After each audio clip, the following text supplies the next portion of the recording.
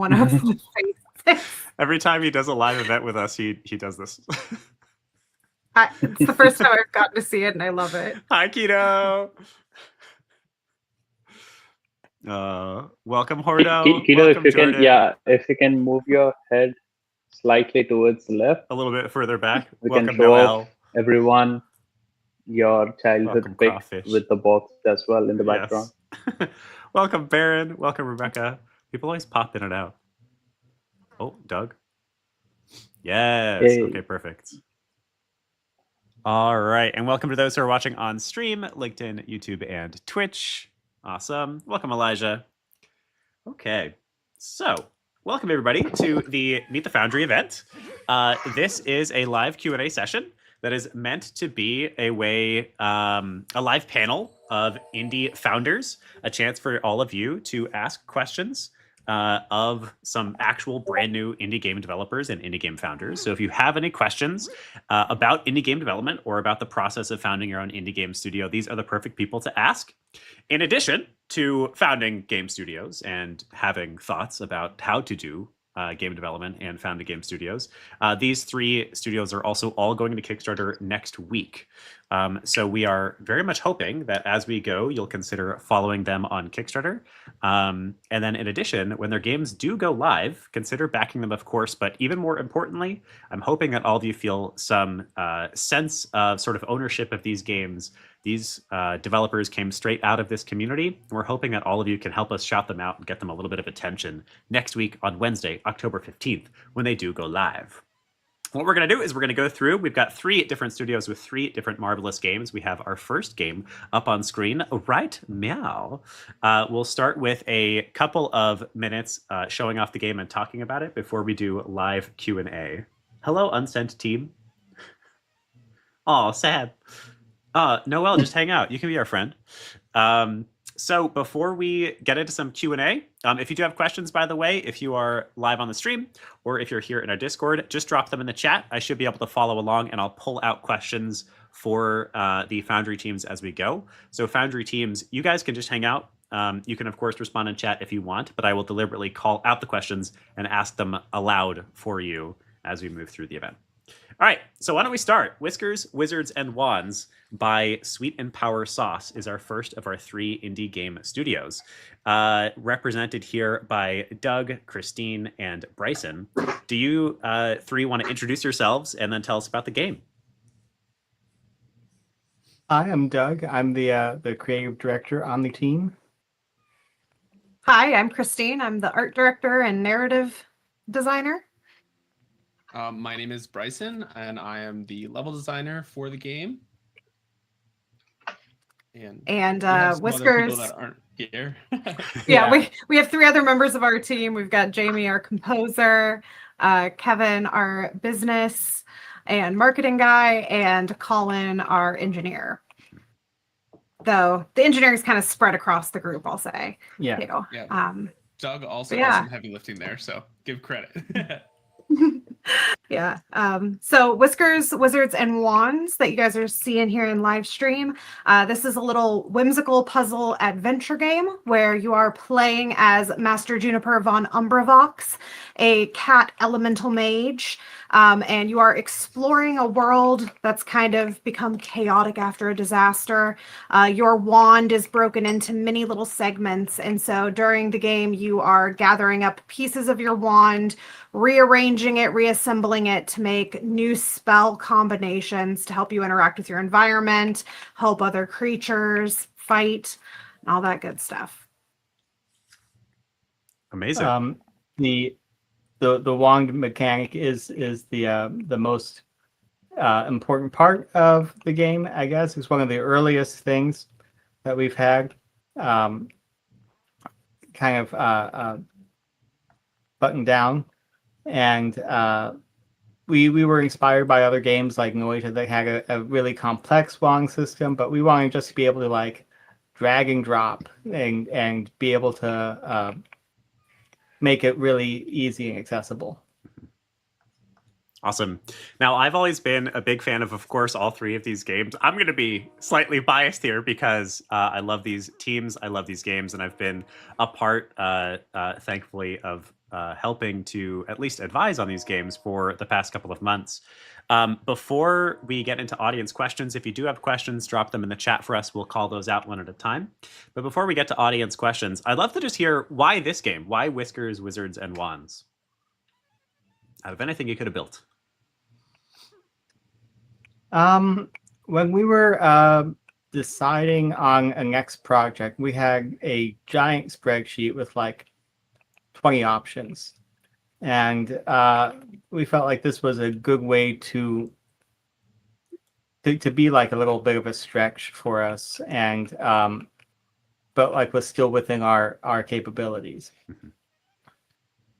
If I But could we add we to really that. wanted to make a game that would be both fun as adults and as like we're parents, where we could play, be challenged, but our kids would also be able to like hop in, play the game, or just watch, enjoy it. We wanted something that was more just happy and fun, that brings back some of that nostalgia, because like right now the world could use a little bit of joy. I can't And possibly imagine what brings you're more joy talking than about. cat puns? Indeed. All right. And who Um, do you... Oh, sure. Yeah. Bryson. Yeah, from a like design point of view, this game is also very like scalable. It can be as small or as big as we have time and capacity to make it. You know, we can always add more levels or add more wand pieces that as we have more time, but you know, keeping scope in mind is important when you're all have full-time jobs. Very true. Yeah, this was actually, I think, when we first started talking. So we had about 40 different teams apply for this program. This is the very first time we have run the Foundry. It's sort of our experimental publishing arm. These three represent our experiments. Sorry for dealing with our experimentation, everyone. And out of those 40 teams, there were various reasons that we picked these three games. This game, we felt like, one, we really trusted your team. You had a lot of prior experience compared to a lot of the other teams. And then two, we felt like you had a really unique artistic vision. So I'd love to hear a little bit about how you made this game look the way that it looks, and why you chose to make it look this way. Yeah, so as the art director, I feel like I should probably take this one. That's you, yeah. So everything that you see in the game, you may notice it looks very much like paper, and that is because it is paper. Absolutely every piece of art in the game I draw by hand with markers on paper, and then we scan it into the computer and then apply it. So even the textures on the blocks, I have markered the texture on paper, and then we're wrapping it around that 3D block. I guess I should be fair and say the water is not drawn. That is a shader. But aside from that, our projectiles, all of that is going to be hand drawn. Originally, when we first had the concept for this game, we were in an entirely different place. We started this being like a 2D pixel art game, actually. And we were working in Unity at the time. And Doug decided wanted to switch over to Godot, wanted to switch to 3D. And we're like, since we're overhauling everything and basically starting from square one, let's revisit art style. And I personally, I've always loved traditional art more than digital art. So I was really interested in trying to bring that into a video game. We did one game jam where I did all of the art for the game jam as paintings on canvases, and it was received super well. People loved it. It felt like being in a storybook. And so we're like, you know what, let's do this for like a big project. And decided to go with the marker and paper route over the acrylic painting route, partially for economic reasons. Also, the canvases just take up a ton of space. And alcohol markers are my favorite medium to use. So it's been fun. I really like feeling like we're in a storybook. And really, again, it's that nostalgia, that childhood feel. I absolutely agree with that. I think this game is beautiful, and I love how your commitment to doing this hand-drawn style has evolved over time. These games, by the way, I'll drop the link at least one time during each of these talks. So this game is coming to Kickstarter October 15th. That is 1 week from today. Everybody panicking yet? A little Only panic. little. Hello, Panic. It would be tremendously valuable if you guys would consider even following their pages. Very valuable to the algorithm, and then hopefully you consider backing them on the on campaign day too. I'd love to hear a little bit about how that art style evolved over time. Marco is also asking about the character art. How did you wind up getting it to look like this little papercraft world, both technically and iteratively? Well, I did a lot of sketches of cats. Um, there was I had like a whole page of different styles, and I like nicknamed all of like the body styles. And the one that you're seeing in our final game was the bean, where I just decided it was the cutest and most bouncy. As far as how it looks in the game, Doug's actually responsible for the little bouncy animation that we're doing with it. And he wanted it to kind of look like a popsicle stick puppet theater type thing, which we actually do have little popsicle stick puppets of our characters that we have used for filming cinematics. And so just really trying to capture that feel, but in game. If you want to talk to how actually animating that went, you can as well. But I know getting the paper texture on the blocks was tough because even though they were scanned, some things get lost digitally. So we had to do a lot of trial and error to make it textured properly. The animation style is a child of necessity. Look at those little guys burrowing and jumping Such out. cute little guys. Cute little guys. Very dangerous. But the necessity part comes in. You know, it is difficult to draw and marker illustrate, and you can't really. It would be even harder to do multiple. Wow, I didn't know this was here. Oh no! Maybe even Oh, it'd be harder to do multiple images for a sprite. Hmm. So you know, setting the constraint early. Hey, pretty much just 1 or 2 images per character in this game, and that's it.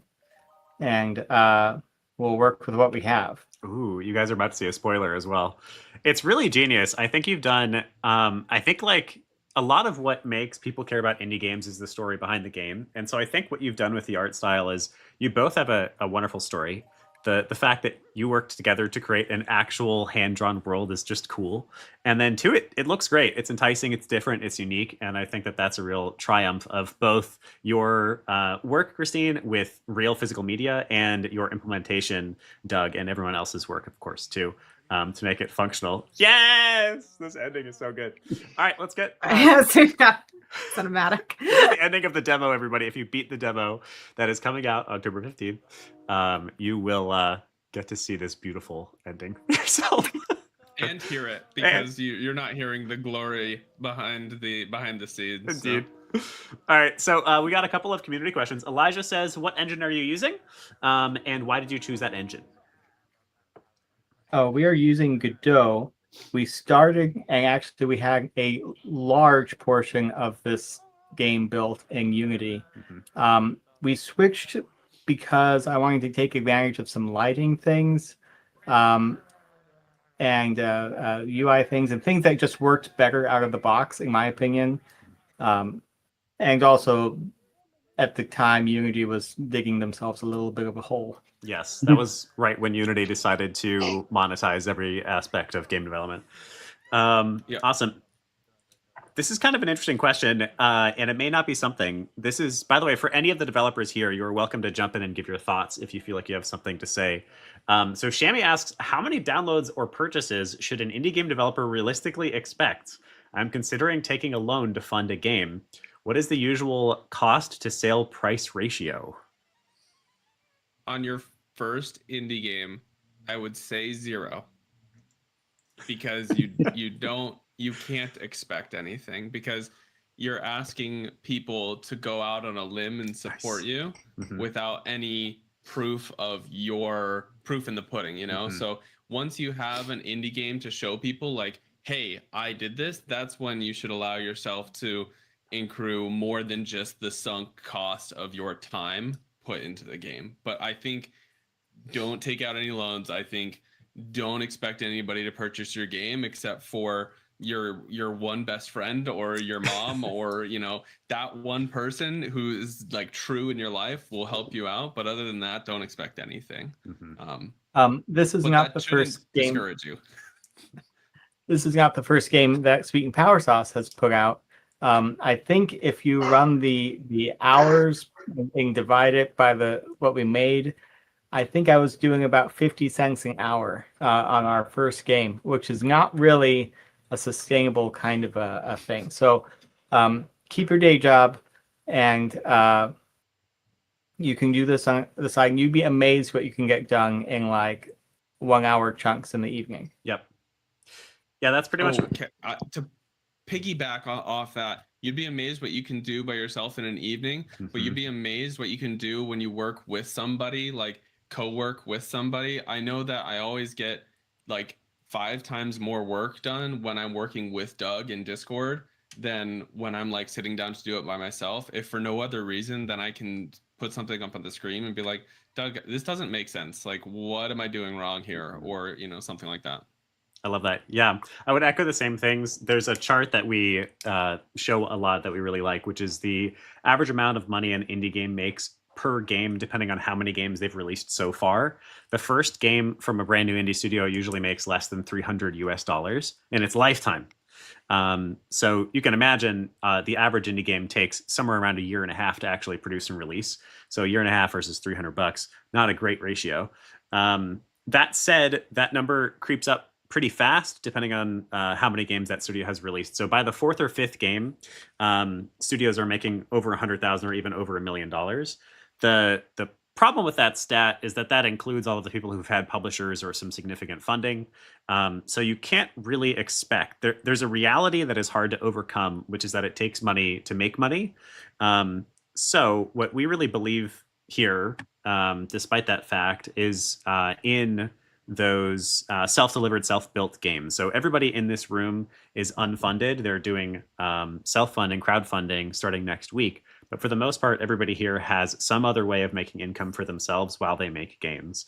That's true for the Indie Game Academy itself. That's true for each of these studios. And it is hard work, but it guarantees success a lot more than expecting money out of what you put in right away. And definitely, I would so strongly push back against you taking a loan for this. Don't do that unless you have like undeniable proof that the game is doing well. If you're like, oh my God, I put in $100 and I made $1,000, then maybe take a loan. Like I spent $100 on marketing, and I got $1,000 in sales out of it or something like that. Unless you're like, wow, it is an obvious win. I'm going to make this money back. Loans are not a good idea. Don't do that. So find another way to make money and keep working hard on what you're building. This is a scary question. Doug and I are going to have to leave Whiskers, Wizards, and Wands here in Bryson's hands. We have a child who has to get to dance class. But if people want to tag either of us in any questions you have, or reach out to us on our Sweet and Power Sauce Discord as well, we are more than happy to answer more questions and talk to you guys. So please don't hesitate, but you've got Bryson. He's awesome. Awesome. All right. Thanks, guys. Something else to say? Oh, Doug, yeah. Okay. See ya. Oh, see ya. Bye. All right. Bye-bye. Last question. This is for you, I guess, Bryson, and maybe for the rest of the room. How valuable has the support of IGA been so far? I hope this goes well. It's been valuable. I think the most valuable part of any sort of support is community. Like I was saying earlier about it's easier to work with Doug, and like I get more done when I'm with like working in a room with somebody. I I feel like the value of IGA has been in the networking and the community that being together with two other teams has provided. Because if you're solo deving and you're doing everything alone, you don't have a pacer, if you will. Like if you're running, you have somebody to set the pace, like you know where you should be.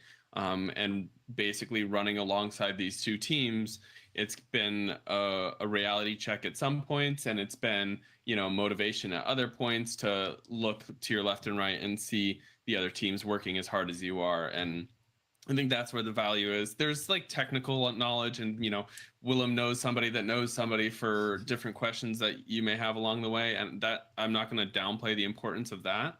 But I will say that the real value has been in having two other teams along your side. I actually love that. That's a fantastic. I'm happy that that's the case. That's one of our bets to doing it cohort based. Awesome. All right. So let's do, we're going to keep answering questions up until about, what did we say? Up until an hour and a bit from now. So we have more Q&A time. Feel free to ask more questions of Whiskers and Wizards. Whiskers, Wizards, and Wands, I should say. But I want to make sure that we get a chance to look at all three games. So we're going to move on to Daughter of the Rift. Would anybody... I put our Discord link in the chat if anybody wants to join while we're hanging out, Join the Discord. I don't know if you can share that in YouTube or LinkedIn on the other chats, but I'll do that right now. Feel free to come listen to some game dev and go to our events as well. Fantastic. Yeah, they put on a lot of fun events. There has been more than one class by Christine about making puppets. So y'all should join their Discord and, of course, follow their Kickstarters. All right. The Daughter of the Rift team, would y'all like to share your game for a moment and tell us about what you're building? Yes. Yeah. Abram, can you share your screen? You see this? Yes. Awesome. Yeah, Alright, so Oh, we're getting a go Unity ahead. build. I'm just gonna start playing. Hey, this is where we're at right now. So I guess to preface it, Daughter of the Rift is a story-rich deck builder with RPG elements where you're going to battle and strategize with clever card play as you progress through its deep story. You'll begin your journey as Grecian, who is a Zarian Blade, inside the Zarian star system, on a mission to uncover the mystery behind her husband Anwin's mysterious disappearance. You're going to battle cosmic anomalies and riftwalkers along the way, and evade a corrupt military government called the ZSC. So freaking cool. This is, I say this often, I am a massive deck builder fan. Slay the Spire absolutely hooked me deep. So this has been a real pleasure to get to work on. I have not worked on a deck builder before, so even just getting to play the builds now and then and give these guys thoughts on how to make a compelling game has been wonderful. Awesome. All right. So my first question for Daughter of the Rift is, how do you balance a sort of like deep thought game like a deck builder with a deep narrative game that is meant to actually affect you and get you to feel things? I think that in terms of narrative, pointedness and brevity is key. So what I write has to hit hard and it has to punch automatically, because players who are invested in the card play are going to spend a lot of time there strategizing. So they don't want to spend, they don't necessarily or wouldn't necessarily want to spend a lot of time, reading walls of text. So figuring out ways to convey the story that I'm trying to tell in as few lines and as few words as possible. So the wordsmithing has been an interesting and fun challenge. And Abram, tell us a little bit about how you designed the visual art for this world and the artistic style of the game. Sure. I don't know if you've ever heard of Monkey Island, but they had a remake of that game, and the remake had a really interesting art style. And this was like this is before we started on Daughter of the Rift, and in my head I was like, man, how do you come up with an art style like that? And so I just started like exploring different art styles, and then I was practicing, and then everything with IGA started happening in tandem to this, like. I'm gonna call it awakening for myself. And during that time, I was when we were after we got accepted and we were coming up with art style, I really took time to like explore deeper than I've ever done before. I was literally just drawing scenes and just exploring art styles, and eventually I started to really hook onto cubism, which was made popular by I can't what is oh my goodness, I can't remember his name. He's a famous artist, and I should know this because I'm an artist, but it's just from all right now. But it was Cubism was made. If you look up Cubism, you'll find Picasso. It was made famous by Picasso, and so I really tried to incorporate Cubism. You may or may not know there's like really angular. Uh, Everything's really angular. I do have circles here and there, but I tried to avoid using circular, just circles, and try to use angles everywhere to like try to stay true to cubism. I also really liked the style of Darkest Dungeon. Not to say I was trying to copy, but I was like, I really want to make whatever this sci-fi game version of Darkest Dungeon. So when people see this, I want them to say, "Oh, that looks like Daughter of the Rift." If they see some art style, or I want people in the future to make games and they're like, "I really love that Daughter of the Rift art style. I want to make a game like that in that art style." I love that. And that was the origin story of the art style. Hell yeah. Fantastic. If people have questions for the Daughter of the Rift team, you can drop them in the chat. I'll call them out. I have plenty to ask them about because I love these games. And I will also drop their Kickstarter campaign. They are also going to Kickstarter next week on Wednesday, and they could absolutely use your support. As I've mentioned already, even if you don't back, although we hope you consider doing so, it is hugely valuable to get the numbers up for the sake of the algorithm. All right, tell us about, I know that Adam is your main game designer, so he's probably the one who would give the most thoughts here, but tell us a little bit about the process of honing in a satisfying deck builder, because you've gone through so many iterations of how the actual combat works in this game. Sure, I can speak a little bit to it. The combat is still evolving. I will give Adam a lot of credit because I gave him a lot of pushback on this because I was like, near the beginning, I was like complaining a lot about it. I was saying like I don't like it. I was talking about how it's like there's no strategy, and just over time, he just I don't know if he took that feedback to heart or he just ignored me and went with his gut. But either way, over time he started to come up with like better and better like ideas. Like he would bring these builds and they would be better and better. And then I would compliment him, like, "Oh man, this is really cool." And so I give all that credit to Adam. I think he really just was just exploring different ideas, and I know that the main concept was he wanted to make a game that was like not necessarily like Slay the Spire, but a card game that was like its own thing, sort of like a twist on it. Because it's like people have played Slay the Spire. It's like, why would they play this? Because it's a little bit different. One thing I would say is range is really important in this. If you're watching, you probably don't understand what's going on, but like, so this is an attack and this is range. So I only have one range and I can't reach this guy. And you add range by adding more cards. Some cards just have range, and then they also have special abilities. Like this card will let me draw another card with this little icon, and this one will give me a shield. So I attack him. Boom. Or actually, that other one was more like an enemy ability. He really wanted to make it to where the cards almost like you were battling the cards too. So like, although you're doing something good, it's like the enemies will react based on that. And that I feel like that we have some explaining to do with that part, just to get people to understand it. But I do like the creative thinking that's going into it. Absolutely. It also So- ties it into the world. Oh, sorry, Abram. Nothing. Go ahead. I was going to say props to you, Adam, whenever you watch this. Yeah, no, Adam has been amazing at like receiving feedback and from both of us. And I was going to say that like what Abram was explaining about how your enemies will affect your cards in different ways.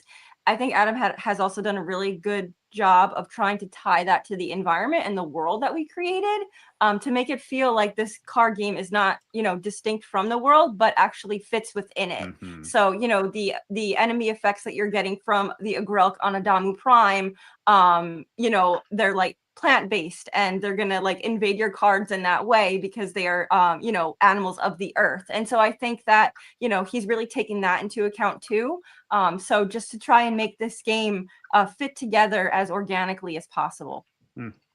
So cool. I am the latest build. So the very first time we played this game, I think that the deck building sort of had no unique direction yet. It was sort of a light Slay the Spire at the very, very, very beginning. Then it turned into this weird kind of Balatro thing that I actually thought was quite cool, but it was really hard to understand. And it went through a couple iterations of that. And now it has devolved down into taking some inspiration from both of those places. So it has pretty simple deck building gameplay, where like the main thing you're doing is actually deciding what cards to throw out because of that range mechanic in particular. So trying to decide what cards are best used in this moment versus saved for a later date is really interesting. We have a couple of questions from the audience. Roberto says, what software are you using for the graphics, music, and sound effects? Unity? You mean the engine? So for the graphics, I will say I use Adobe Photoshop to create the characters, and I animate them in Adobe After Effects. And for the audio, so I'm also doing the audio. I have a background in music, but I'm not like a digital audio, like mix stuff kind of person. So what I do is I will either source audio or I will make it up by making mouth noises and then editing it and adding distortion onto it. So that's how our audio is coming about. There's also music that we get music tracks. Actually, we recently secured a license with an awesome musician named Lynx, and she's got this awesome like a techno kind of futuristic machine vibe music that I feel like will go great with this game. So there's another reason to get this game. We got an awesome music collaboration with awesome music artists. Yep. I'm happy that you managed to finally work that out. That's great. Awesome. Another question from Marco. Where did the inspiration for the story come from? The inspiration from the story, well, I wanted to tell a tale about a really human tale, right? And I also wanted to tie it to what I was passionate about. So I have said this before, but it is loosely inspired by the show Alias, if anybody is familiar. It's one of J.J. Abrams's earliest projects. And yeah, but I'll circle back. I really wanted to tell a human tale, right? So I wanted people to be able to align themselves with Grecian, right? No matter who they are, no matter where they're from, right? She's going through these really human emotions. And we can all relate to that, right? So that was a big part of the inspiration for where I grounded the story. I'll say I grounded the story in the human experience, so that it could reach as many people as possible. But again, I also wanted to tie it. I'm a woman in the games industry, right? And even though there is a lot of us now, it's still a fraction of what I feel there could be. And so I also wanted to reach other, girls and women who, are aspiring to be a part of this field, to show them that there is a place for them here too. And that, and that they can realize their dreams, that this is where they want to be. So that's another inspiration for who Grecian is. And then the overall arc, I think the overall arc was inspired by the hopeless romantic in me. Grecian is after she is desperate to find out why the love of her life has gone missing, and this is the core motivation that's inciting her to act, that's keeping her going on this mission. So she's battling these really dangerous enemies, and she's taking her friends along with her to do so that she could really so that she could find the person in the world that completes her soul.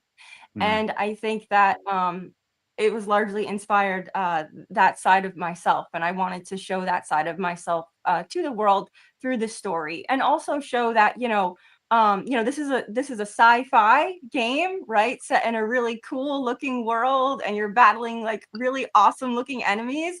And I also wanted to show that there was room for that kind of emotion in a story that necessarily you wouldn't think would have that. So I think those are my big pillars for sort of what grounded me in the storytelling. That's beautiful. Actually, this gives me an idea for a follow-up question. So early on in our process, this game was originally called Quantum Pursuit. I think for a couple of reasons. One, it was sort of eliciting like FTL vibes. Two, was very sci-fi. Three, I think, if I'm right about this, Pursuit was also meant to be card gamey. We eventually decided, this was a couple of conversations that we were all in together, to call the game Daughter of the Rift. And part of that decision was because we decided to focus on narrative, making it more about the story and a little bit less about the card game. And then we also decided to focus on it being a woman's story. So I'm curious, tell me about that decision, because that's something that I think is a little bit more like maybe risky, since there's so many more men players out there. Yeah. In regard to like choosing the name Daughter of the Rift, we really wanted to tie it to the narrative, right? To set that expectation, right? Because like you said, Willem, Quantum Pursuit is very like sci-fi heavy. There's no real depth to it. Like you kind of like what you see is what you get when you look at that name, right? Whereas Daughter of the Rift, adds intrigue and it ties it to the story that we're trying to tell. And so I think that was a big part of that decision. Like we wanted to definitively make a statement saying, hey, this game is about story. Yeah, you're going to get the awesome deck building. Yeah, you're going to get to strategize and play with cards. But you know what? You have to expect also to sit down and be ready for a great narrative. So I think the choice to go in that direction was to distinguish our game and set the expectation that this game is story first. Beautiful. Awesome. We have a couple other questions from the audience, and then we're going to move on to the Boxes Alive in just a moment here. Most important question from Jim. Thank you, Jim, for asking this very hard-hitting question. Is Willem officially a voice actor? I mean, I want you to be a voice actor. I want this game. Yeah. Actually, I can see him voicing Quinn. Yeah. Oh, Quinn. Yes. Yeah. Who's Quinn? He's like a very like wizardy type, like scientisty guy. You can totally voice him. I'm super down. 100%. I will absolutely do that. Give me some lines. Awesome. Mika asks, I want to circle back to talking about how being surrounded by game devs really helps the game dev process, and having teams around you helps. Yeah. Tiny little thing there. I love that. Awesome. All right. Mika asks, how did you organize the story? Always a challenge in a narrative-heavy game, which we just found out for the few people in this room that I know were with us in the game jam this weekend. God. So a lot of planning. So I started a story Bible immediately, and then I started on the world building. Once I got a good grasp, so I have a lot of world building documents. I have like pages of world building documents. And then once I got a good grasp of who these characters were, what this world is, what are the threats in this world, why do they exist? Once I got a good handle on all of that backstory, then I actually wrote an outline for myself. So how is this story going to play out? What's going to happen in Act 1? What's going to happen in Act 2? What's going to happen in Act 3? And then after I had that outline, and I came back to Adam and Abram, I'm like, guys, this is what I'm thinking. What do you think?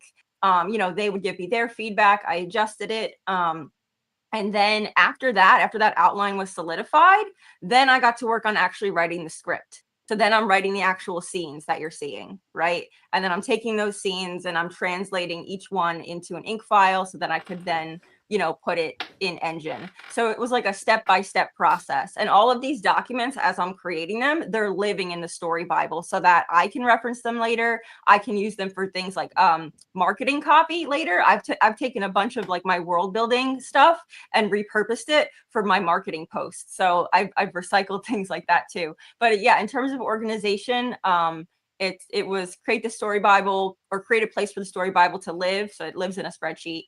And then create the world building, create the outline, write the script, get it in Engine. Mm-hmm. Beautiful. All right. One last question, then we're going to move on to Boxes Alive. Kevin says, what were the most important things you did early on as a narrative lead to make collaboration with other departments, team members smooth?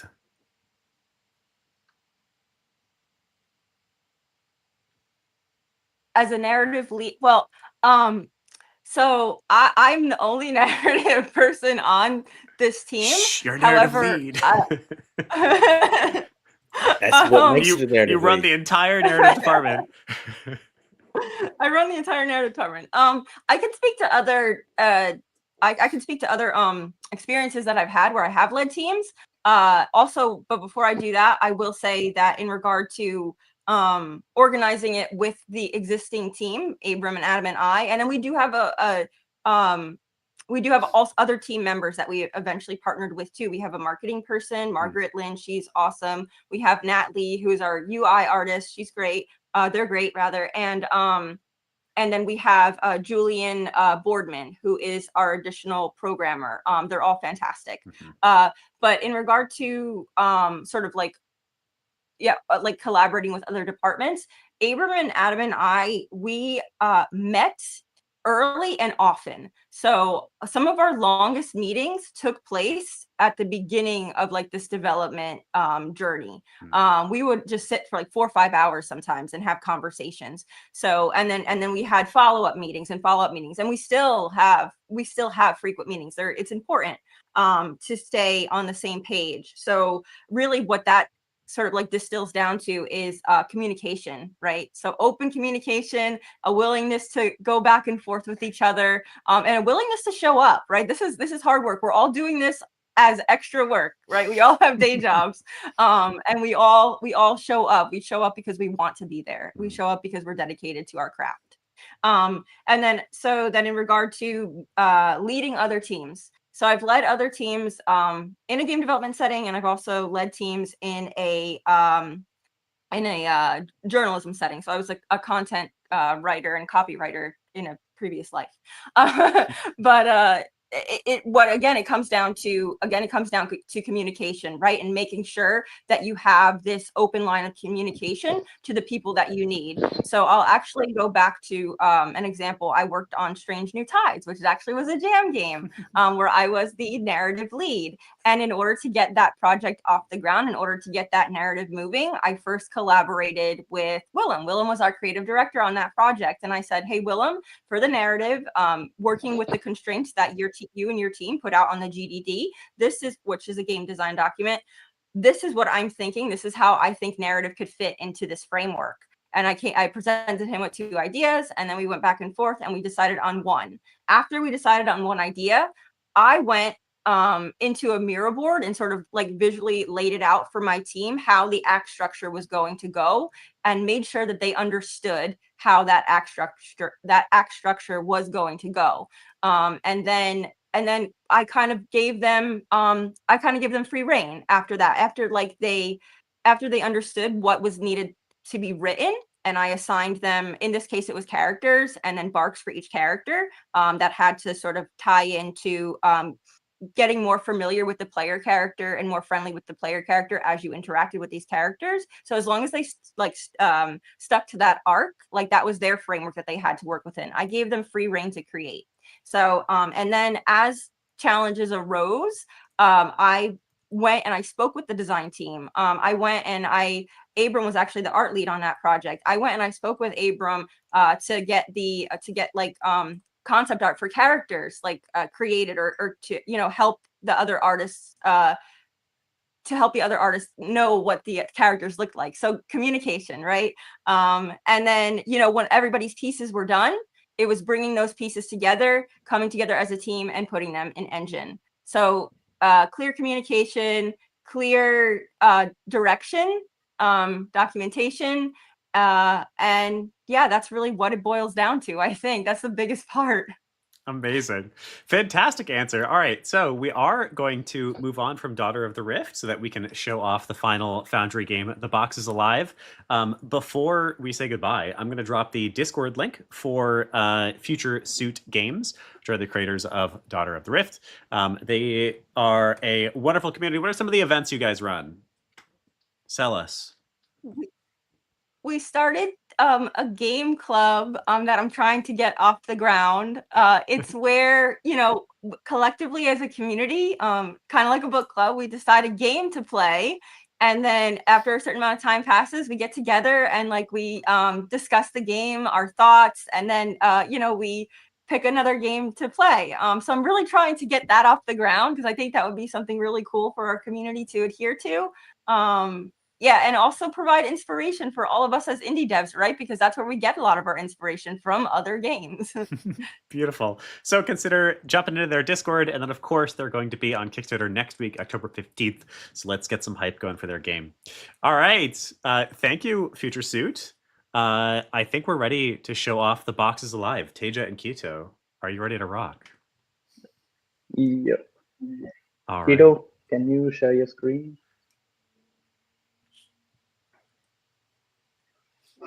Also, if anyone's been curious, it's about to make a lot more sense why Keto is a literal box right now.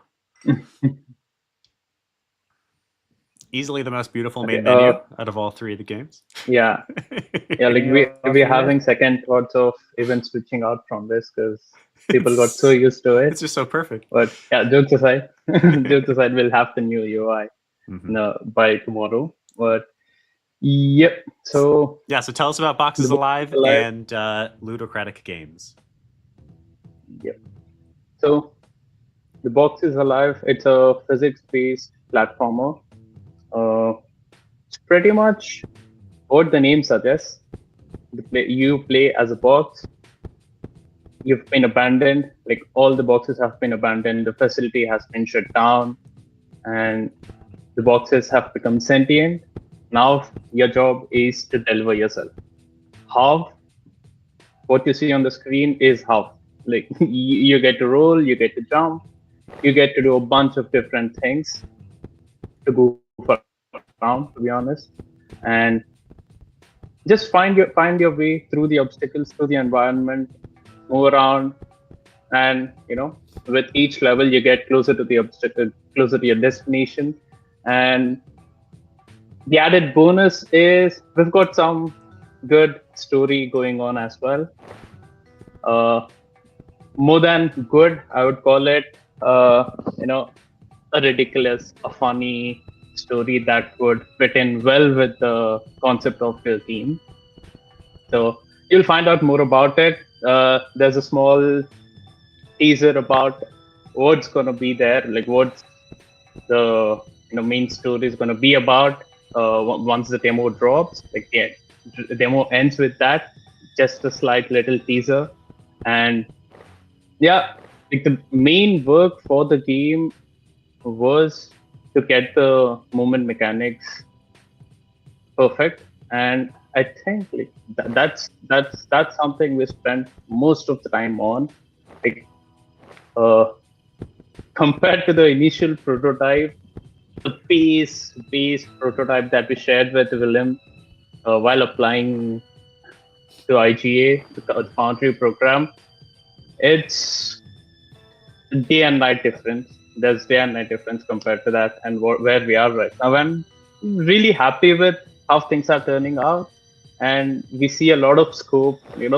Every single day we'll be working on something, and we're like, oh damn, this is something else that we can do with the box. And I think that gives us a lot of scope to kind of keep building on the game even after the launch. In terms of DLCs, different game modes. I think that there's a lot to dig into in this concept and in this game. Mm-hmm. Amazing. So my sort of starter question, if people have questions for The Box is Alive, leave them in the chat on any of the platforms, and I'll watch them and relay them to the devs. You started to answer my base question for this game, which is tell us about the evolution of the input, because that is absolutely the main thing that all of you worked on over the past couple of months, trying to figure out how to make this a satisfying, playable game. So tell us about that. Yes. So initially, the only two movement mechanics were the roll and nudging. Kito, can you just show the nudge? Yeah, that's exactly what that's nudging. Like Q and E lets you to nudge your way forward, and W and S for rolling. And even the rolling initially was one click does one roll. So if you want to keep moving, you'll have to keep pressing.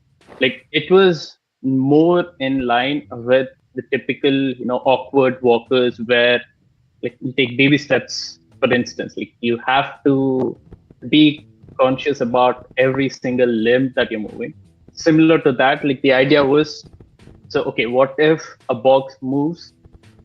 So the first thoughts were a roll, and maybe let's make it, a one roll with each press.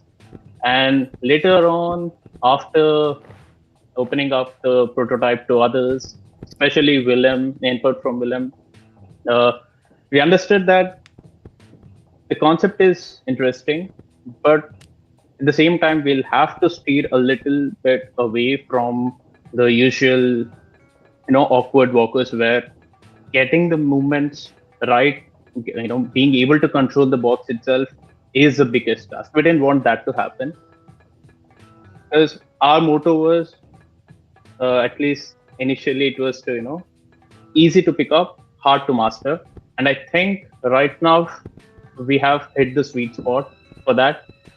We made the movement intuitive to some extent. Obviously, since it's a box, can't be as intuitive as controlling a human, but the movement, the way the mouse works, and the input mapping as well is pretty much in line with what you intuitively expect to happen. And yeah, I think like right now, the way the box is rolling, with the amount of ground Peter has covered right now, if you were to do it with the initial controls, we would be sitting here all day. Mm-hmm. Yeah, exactly. Amazing. So yeah, like it's been a long journey in terms of the movement mechanics, but yeah, we are finally happy with what we have. Awesome. All right. So as we continue to talk about the boxes alive and Ludocratic games, if you have questions for them, leave them in the chat. I will call them out as we go. I am also going to really strongly push everybody to follow their Kickstarter page. These guys are the definition of a little bit late but not missed. Better late than never. The Kickstarter page has only just gone live. The Kickstarter is actually launching next Wednesday, so the coming soon page has just gone live. We would absolutely appreciate you going and following the Kickstarter page for this one. Now, I want to know about the genre of the game, because there's a lot of different things you absolutely could have pitched to this program, and your team decided to pitch us a stupid game about being a box. So why? Yeah. So the initial idea was when we decided that we'll apply for IGA for the Foundry program. Mm-hmm. We were cautious about what we as a team will be able to pull off, because we had a lot of ideas, like similar to what Christy mentioned. I believe, we had a list of games that we wanted to make, and this was something that we felt was unique. We had some fighting games, some concepts of fighting games that we wanted to do, but what we believed was if we pick something in that genre, like a regular narrative-based game, or for example, a story-based game that we initially planned for, a heartfelt story. We thought like the number of things, the amount of stuff, departments that we have to get it absolutely right is a lot. Compared to a concept like this, we know what we want to do. We know what works for this, and that kind of set us off, And even before we were like, "Yep, let's go with this idea," we wanted to test it out. We hopped into Unity. We tried to program a cube. We made it roll, and once we saw the cube moving, we were like, "Yep, this could work." And I'd say like that was the initial seed for the game. And once we had the first set of feedback, first set of critiques, whatever you call it, in the initial prototype, I'd say like that formed the base of what we have right now. Like we kind of steered away from the a story of a box which is struggling to deliver itself to someone who has been waiting. Maybe it could be a kid who is waiting for a present from his grandfather, grandparents, and that would be like a cute, heartfelt story. But we were like, do we really want it? Like, no, this could be more on a funnier tone, and that's when we're like, okay, let's ditch that idea. We'll make most of the chaos that we have in the game, and I think like that signifies the game a lot, like chaos in terms of everything, like the movement.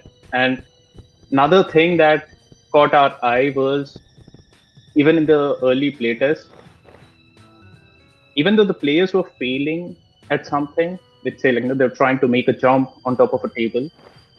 Let's say they failed, they kind of toppled the table altogether. We saw people having fun with that, and we were like, okay, this could be something we can work around with, like especially in a physics-based game. We don't have to naturally plan for something, those situations, just like what's happening there with Keto right now. Those things just happen. Like, few things could be bugs, which we will be fixing, but most of it are unintended comedy, that players generate by themselves. Mm-hmm, mm-hmm. Amazing. Yeah, I think one of the moments that I realized that this game could be really special is we had the team at the Too Many Games convention in Philadelphia where we had a booth. And we had one player in particular who kind of seemed uninterested when he first showed up to the booth. Like he felt sort of like he was only listening for the sake of listening. And he wound up agreeing to play the demo of this game. And then I think he was there for probably 2 hours. And the main thing that he was trying to do was actually a self-directed goal. It wasn't even he was trying to beat a level. He was just trying to get to this one particular part of the level that somebody had told him was going to be very hard to get to. And I think that is a great indication of this game, of how this game is special.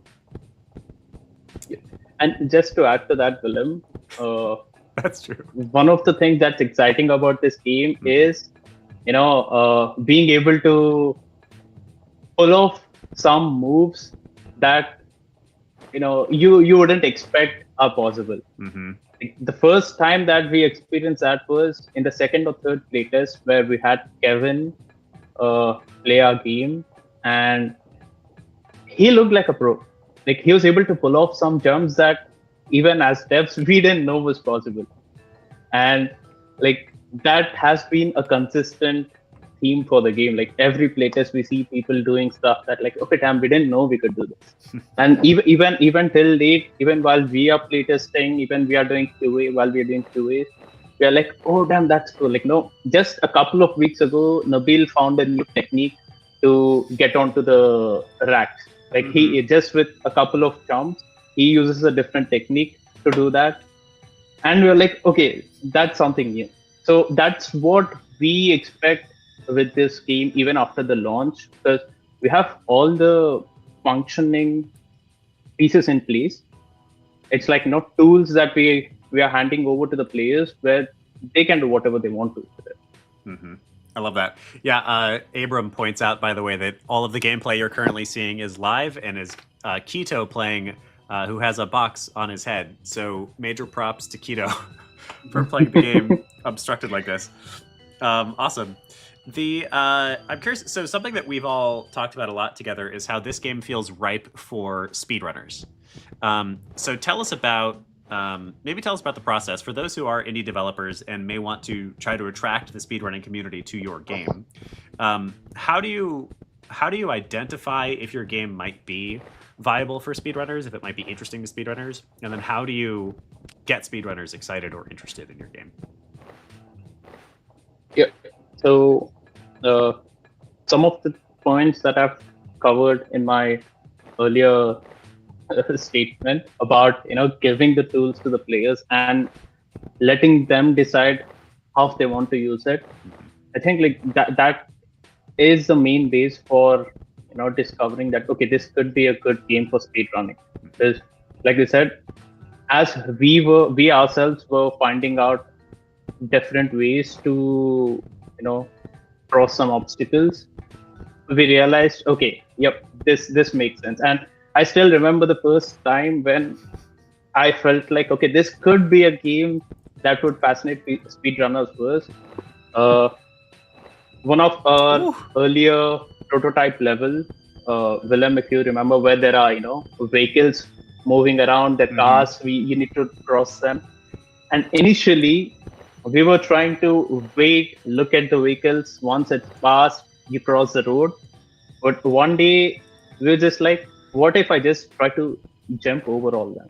And we were able to do the triple jump. And in one triple jump, we were able to cross from one side of the road to the other. And that kind of reduced the time taken to finish the level by 2 to 3 minutes. Oh my god! So we were like, okay, this is cool. What Keto just did is was amazing. That's something I've never managed to do in a playthrough. That's Keto's idea as well, like the dominoes, having those domino racks. And yeah, I think like that's the thing. The gliding as well. These are the stuff like that will let the players go wild. Like you think of what you want to do and try if you're able to do it. Awesome. All right. If there's any other questions for The Box is Alive, you can absolutely ask it. I'm going to have Keto. I'm going to have you keep playing. We're going to spend a couple of minutes to allow questions for the entire Foundry group. So if you have any questions about the Indie Game Foundry, about any of these 3 games, about launching your own indie studios, or about any part of the process of launching your own indie game studios, leave them in the chat and we'll spend a couple of minutes answering them. I am going to drop the Discord link for Ludocratic Games. They are the creators of The Box is Alive. They're all 3 of these games are going to Kickstarter in just 1 week. Oh my god! October 15th. We would absolutely appreciate your help and support in following those games and backing them if they're a game that you want to get your hands on. All 3 of the teams have fun, exciting goodies planned for those who back their games early and don't wait for March, which is when these games will all be coming out, or around that time period, March 2026. All right, so do we have any questions for the entire room about the process of founding game studios and anything else in that realm? Marco says, I really believe that these 3 games can do very good on Kickstarter on launch day. Thanks, Marco. Marco, back the games. At least follow them.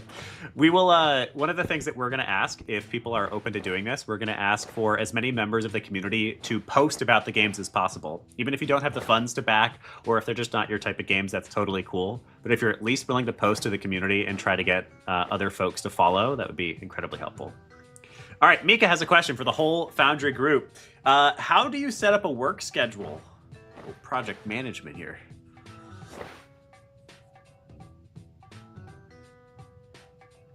Who would like to answer? I can speak to how we do it at Sweet and Power Sauce. So we're all in different states. Like nobody is centralized in a location, and I think only a couple of our members have met in real life. But we've found that Preface this was saying that we found the hard way that when we don't share our availability, then we're all kind of in our separate corners, and that doesn't work. So we have a channel, we have 2 channels in our Discord specifically for kind of scheduling things. One is like sprint availability, and that basically is a place for us to post our availability for the next 2 weeks or the next week or however far in advance, so that given a goal of, hey, we need to do this thing by the launch of the Kickstarter, you can look in that channel and see, well, Bryson is working really he's really busy this week, so maybe we can catch him on Saturday when he has free time, and then you can kind of align your schedules with the different people in the group without asking each individual person at their own separate times, like, hey, what are you doing Saturday? What are you doing Friday? Because we're using like that as well as some other things, and just like we didn't have a good tool for it, so we just put it in Discord where we're all on every single day. So that's what we use for kind of getting all on the same page. Any other thoughts from the room? How do you set up a work schedule? I will say our work schedules ebbs and flows. There's times where we work together to get things done, but there's also times where we go underwater and we don't talk to each other for a while. I will say that's one big thing I feel like IGA has helped with, because they give us milestones. We set up milestones of our own. Like, let's say we'll be like, oh, we want to get this feature in by this before this other IGA milestone.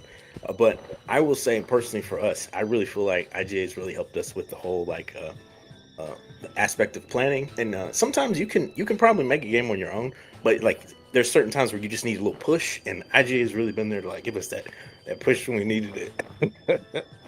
Major Hearts, absolutely. Yeah. Do you jump in? Just to add, So many no, thoughts. go for it. I was just gonna say, like, as a game developer and a composer, I especially thrive on deadlines. So having an upcoming event or having we want to have this this playtest is going to happen. Like we were at a convention this last weekend, right? So there was a lot of push to by Friday or Thursday at this time, we need to make sure that we have a build that we're happy with. And so having those, it makes things more stressful, I think, sometimes when we have frequent deadlines, but it also makes sure that we're always that it's always at the forefront of our minds. And then I'll add also, for us in particular, we tend to schedule our meetings around the three of us being available. So Abram, Adam, and myself. And then with our additional 3 team members, I'm kind of in charge of scheduling with Margaret. So I'll meet with her and I'll handle the marketing stuff. Abram will meet with Nat and handle the art stuff. And then Adam will meet with Julian and handle the additional programming stuff, so that we don't have to worry about getting all 6 of us together at once. It's usually the 3 of us meeting and then us branching off to speak with the other team members and relay what we need to relay to them. Mm-hmm. Amazing. All right. Question from Arwin. Arwin asks, how did you form your teams? How did you go about finding members to round out your collective set of skills? For us, we came together because we had worked together before. So we met each other through IGA. Our first games together were Be Brave and Daughter of the Rift and Meteor Down in level 3. And so Abram, Adam, and myself were on that team. And after that, after that level 3 program, we sort of went our separate ways, but we kept in touch with each other. Ended up collaborating on a few smaller projects, throughout that time in between then and us founding Future Suit. And then when this Foundry program came up, we all came together. We all thought of each other, and we were like, guys, do you want to do this? And yeah, so that's how sort of Future Suit was born. Other teams? For us, 3 of us, me, Tito, and Nabil, we went to the same grad school. We did the same master's course, game science and design from Northeastern. But I didn't know Tito back then. I knew Nabil even after my grad. Me and Nabil, along with a few other friends, we started working on a game as a personal project. We wanted to release it on Steam, but that wasn't going anywhere. After a while, we just hit a brick wall. And I think the point I wanted to add earlier was that the role of IGA in this journey, especially for me, was just to give an analogy. If there's a small kid, when you take them to a shopping mall, they kind of try to look at all around. They keep bobbing their head around, and I feel like that's how game dev is. You're working on something, you think of something else, you branch out, you keep working on that, then you branch out, you go somewhere else. So that happens a lot in game dev. And what IGA does is it hold your head and they're look forward. And I feel like that helped us a lot. And pretty similar to what Abram said, having those deadlines kind of pushed us to focus on what's important.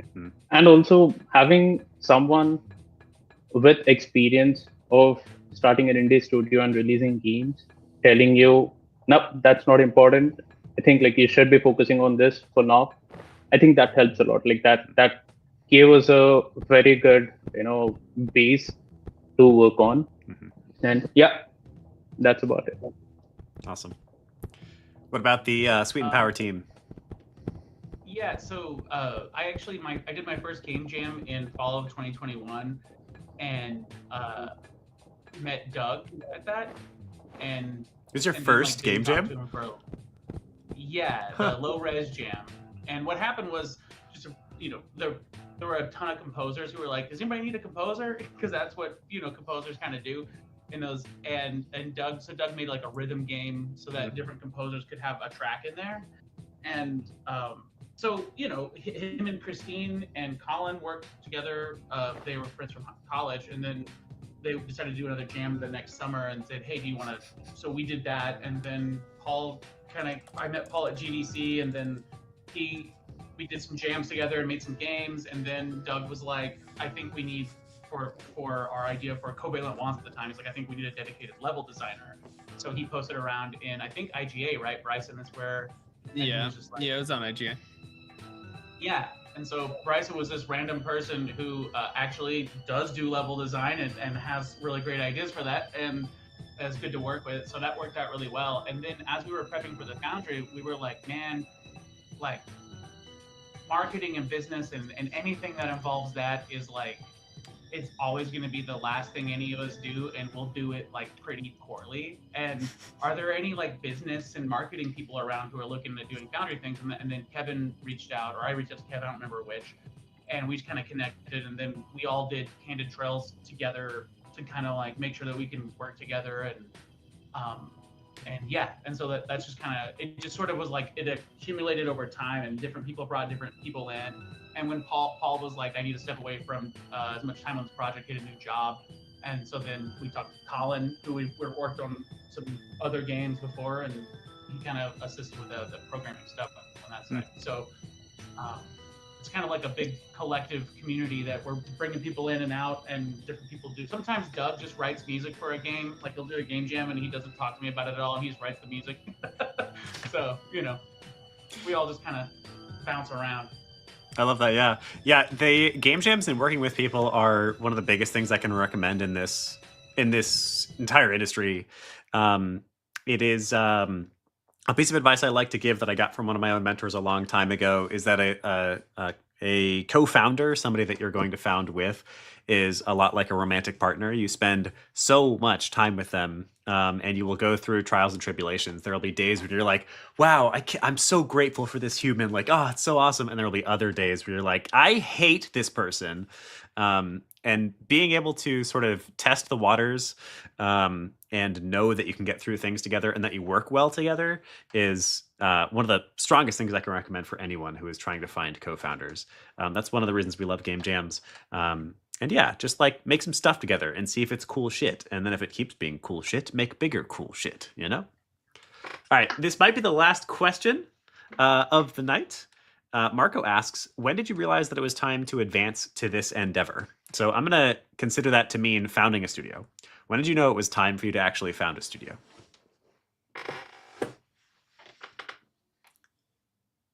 Well, the game dev market was just really doing gangbusters. It was amazing. So we thought, oh, we got to get in on this.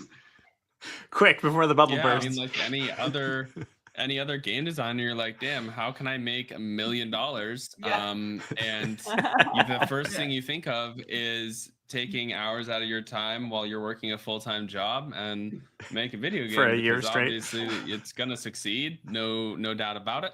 And you're not taking any risk at all. So yeah, I think in a real answer, it comes down to like motivation.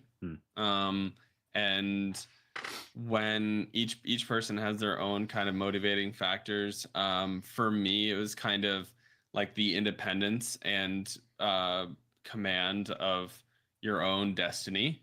And that's for like, I'm 28-year-olds and tired of like working for other people kind of thing. So like starting a business is scary, and I'm starting 2 different businesses in the same time frame, and that's scary, but just jump in with 2 feet kind of thing. Oh, you're muted, Abram, Abram. you're muted. Unmute. Man, it looks so Sorry, good, though. I guess Oh, you there guys you saw go. my face.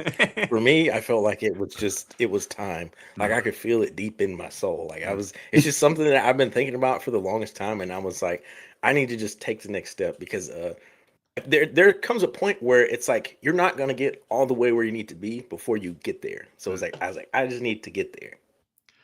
I love that answer. I think I would throw this out there. So we just talked about how the amount of money that a game studio makes on its first, second, third game. It tends to move up in powers of 10, by the way. So that the average first game is less than $300. The average second game is over 1,000. The average third is over 10,000. The average fourth is over 100,000.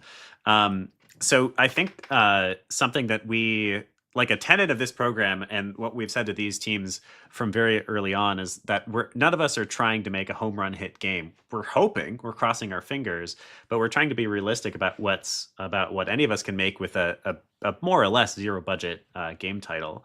And I think that that's an important mindset for any founder out there. Founding any type of business, whether it's an indie studio or something else, is so much of a grind, and it is so much of a grind for so long.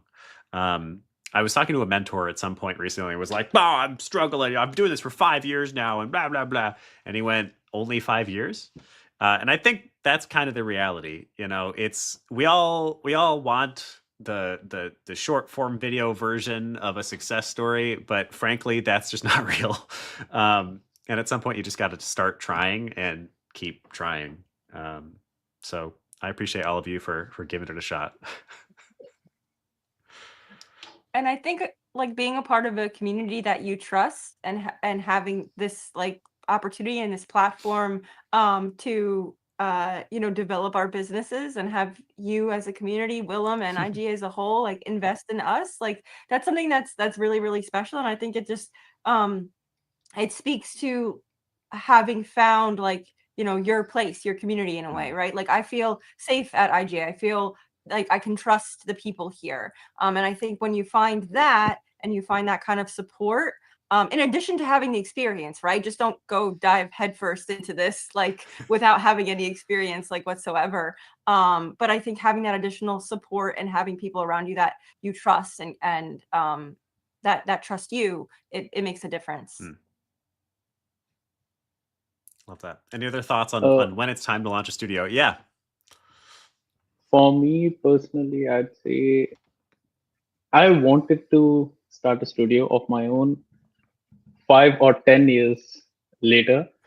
But when Nabil shared this application with me and we were deciding on, should we apply to it? So like we didn't even think of starting a studio, making a game. We were like, just let's try.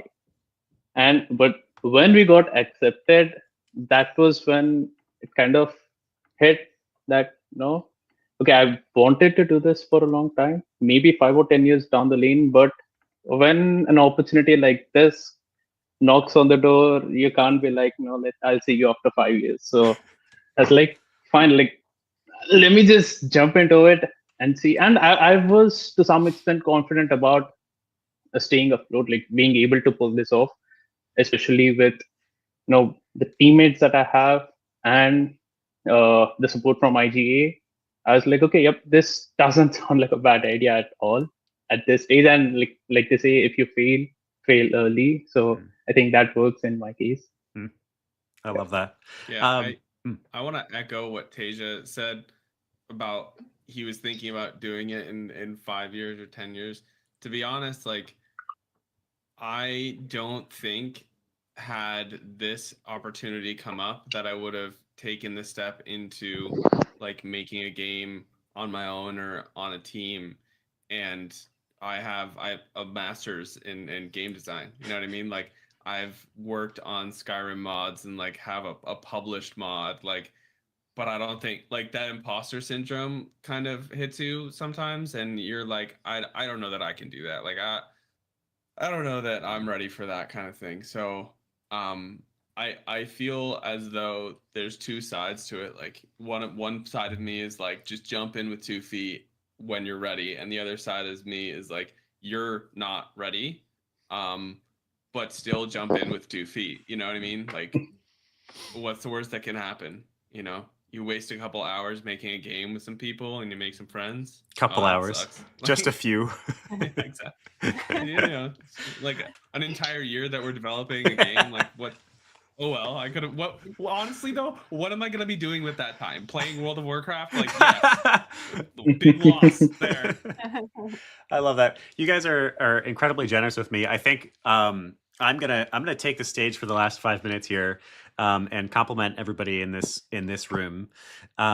You've been very kind in your last couple of words about IGA and about myself, but I think it has been like an absolute privilege to work with all of you over the past what are we at now? 8 months going on here.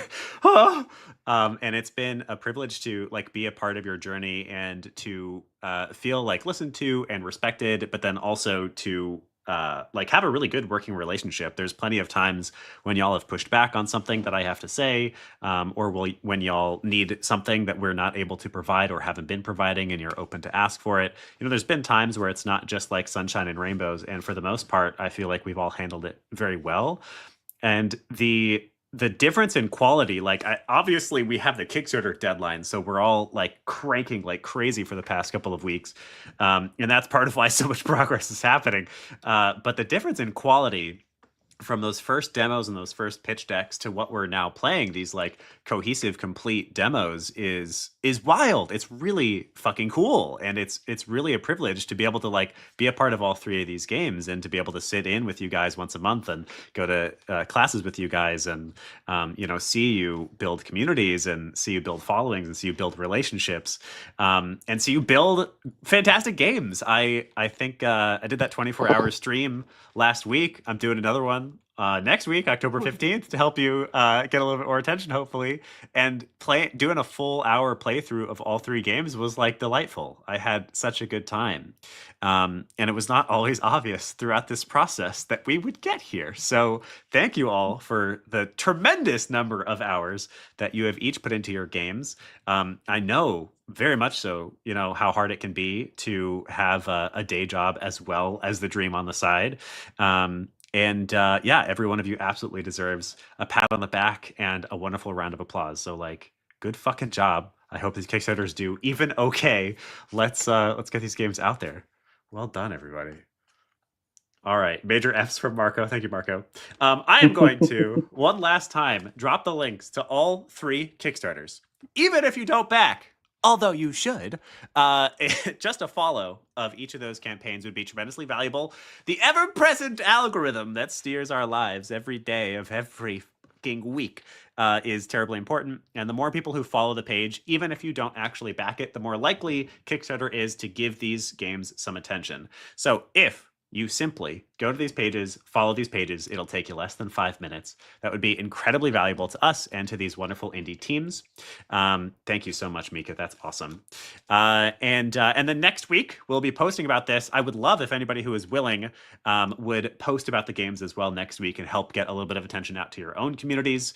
And yeah, I am so excited to see how the Kickstarters go. All of these games are actually launching sometime March of 2026. We have not committed to hard dates yet, but you'll be able to get your hands on these games and play for reals come March, and you'll be able to play the demos of all three of these games next week, October 15th. We're almost there.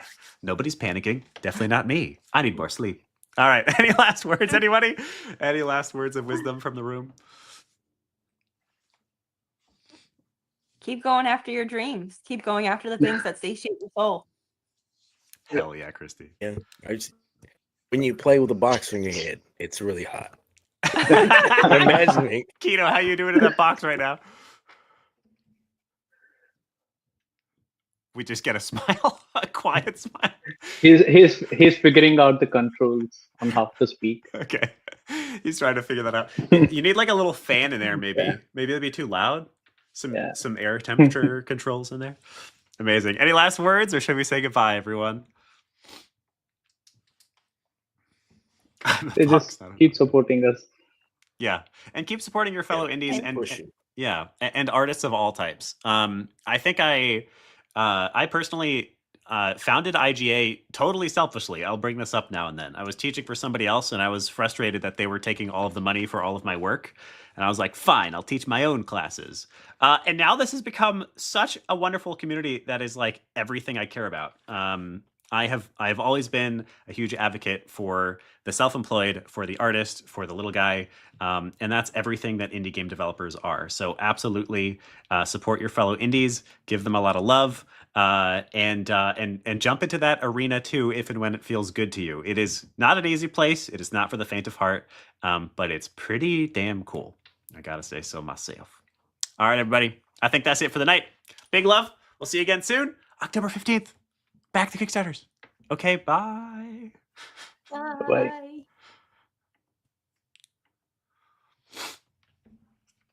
All right, and those who are watching on stream, thank you. We love you. Consider following their Kickstarters and perhaps even back them next week.